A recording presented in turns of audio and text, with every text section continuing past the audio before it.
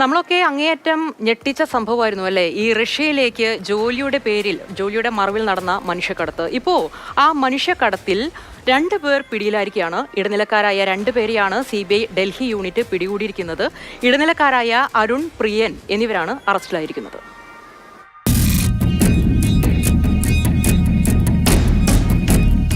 Russian യുദ്ധമുഖത്തേക്ക് മലയാളികളെ എത്തിക്കുന്ന Russian Malayali അലക്സിന്റെ മുഖ്യ ഇടനിലക്കാരാണ് അറസ്റ്റിലായത്. തുമ്പ സ്വദേശിയായ പ്രിയൻ അലക്സിന്റെ ബന്ധുവാണ്. റഷ്യയിലേക്ക് പോകുന്നതിന് മുൻപ് 6 ലക്ഷത്തോളം രൂപ പ്രിയനാണ് കൈപ്പറ്റിയത്.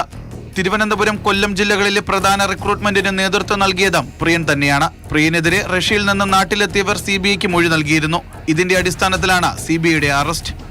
തട്ടിപ്പിനിരയായ മലയാളികളായ ഡേവിഡ് മുത്തപ്പനും പ്രിൻസ് സെബാസ്റ്റ്യനും കഴിഞ്ഞ മാസം തിരിച്ചെത്തിയിരുന്നു. പ്രിൻസിനൊപ്പം റഷ്യയിലെത്തിയ ടിനു, വിനീത് എന്നിവരെ കണ്ടെത്താനുള്ള ശ്രമവും തുടരുകയാണ്. തിരുവനന്തപുരം 5 തെങ്ങ് പൊഴിയൂർ സ്വദേശികളായ പ്രിൻസ് സെബാസ്റ്റ്യൻ, ഡേവിഡ് മുത്തപ്പൻ എന്നിവരെ സെക്യൂരിറ്റി ജോലിക്കെന്ന പേരിലാണ് ഇടനിലക്കാർ കൊണ്ടുപോയത്. വാട്സപ്പിൽ ഷെയർ ചെയ്ത് കിട്ടിയ സെക്യൂരിറ്റി ജോലിയുടെ പരസ്യം കണ്ടാണ് ഇവർ ഏജൻസിയെ സമീപിച്ചത്. ഏജന്റിന്റെ സഹായത്തോടെ ദില്ലിയിലെത്തി. പിന്നീട് അവിടെ നിന്നും റഷ്യയിലേക്ക് കൊണ്ടുപോയി.